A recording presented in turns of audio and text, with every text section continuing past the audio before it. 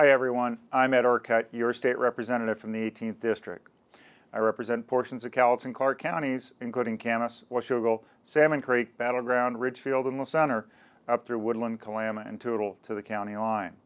I'm reporting to you from the 2009 legislative session here in Olympia. Many of you are probably aware that Washington State celebrated Tax Freedom Day last week on April 16th. This is the day that you and I finally get to take home the money we make. Up until this point, every dollar we've made from the beginning of the year goes to pay the local, state, and federal taxes imposed on us.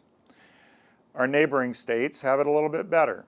Idaho celebrated Tax Freedom Day on April 12th, and Oregon's was on April 9th, a full week ahead of Washington. Many of you may also have heard about and participated in last week's Tea Party rallies. On April 15th, people from across the state joined citizens around the nation in protest against government overspending and the possibility of more taxes. The message coming from the people is quite clear. Families have to make adjustments and live within their means. Government should too. The Tea Party rally at the Capitol was the largest in nearly 10 years with over 5,000 people in attendance. You'd think that with so many people letting their voices be known, the majority party in Olympia would get the message. But apparently they haven't. Just one day after tax protests across the state and nation, there were a few members in the House of Representatives that proposed five new tax and fee increases. One of these includes a 0.3% increase in the state sales tax. This proposal received a public hearing last week and is scheduled to be voted out of committee soon. Talk about putting tax increases on the fast track. At a time when Washington's families struggle daily to make ends meet, and our employers and employees are dealing with near-record unemployment, I find it unconscionable that tax increases are even being considered. I believe that true leadership calls for difficult decisions, and I'm convinced that we can balance our budget, educate our kids, and protect our most vulnerable citizens without raising taxes. On a positive note, I'm very happy to report that Governor Gregoire signed my agency transparency bill last week. House Bill 1475 will require all agencies with rulemaking authority to provide a link on their homepage to their rulemaking page. This will include the text or a link to the text of any rule proposed or adopted in the last 12 months. For any rule proposal, they will be required to provide information on the time, date, and location of any public hearing on the proposed rules, and they must provide you information on how you can submit written testimony. This is a way to let the public keep track of the various state agency rule changes and additions, some of which can have serious impact on the citizens of our state. We often hear non-controversial legislation described as a good little bill. I would certainly call this legislation one of the biggest good little bills in recent memory.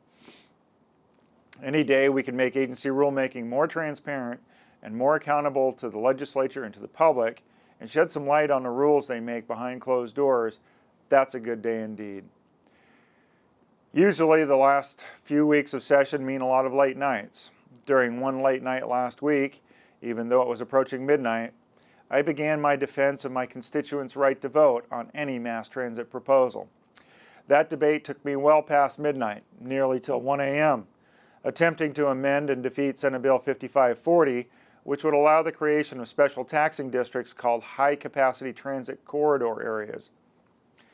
This bill could allow a new taxing district to be created in Clark County to include almost all the retail in the area. If anyone wants to buy anything at all, they would have to pay the increase in the taxes levied by the special taxing district, yet wouldn't necessarily have a say in that tax. Many of our citizens would be saddled with a tax they had no opportunity to vote on. I offered several amendments to the bill to try and protect taxpayers. At one point, one of the other House members came up to me and said, "Mercy, Ed, mercy, the hour is late." Soon after that, I commented on one of my amendments about my purpose in offering it, saying, what about the taxpayers? That there were over 5,000 people here at the Capitol steps yesterday crying out for mercy, saying, "Have mercy on us."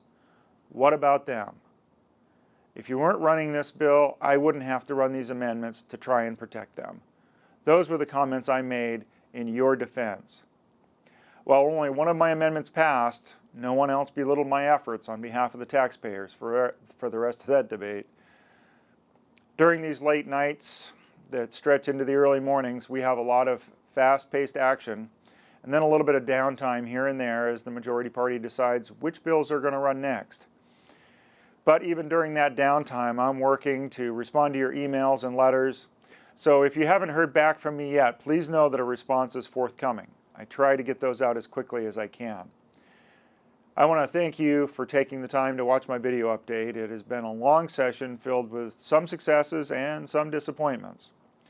I hope you have found my video updates helpful and informative. As always, if you have any questions or concerns, please feel free to contact my office. You can use my direct line at 360-786-7812. Again, that's 360-786-7812. You can use the toll-free hotline or send a message by email. And don't forget to check my webpage for news. And I just want to remind you that as we wrap up the legislative session and move back out of Olympia back into our districts, remember there are still issues that you may have with state agencies. And when you do, even when we're not in session, we can work to try and take care of those for you. So if you run into problems with state agencies, don't be afraid to send us an email and let us know what we can do to help you. Again, I'm Ed Orcutt, your state representative. I want to thank you for allowing me to represent you here in Olympia. It is a pleasure and an honor to serve on your behalf. Again, Ed Orcutt, your state representative, thanking you for joining me today.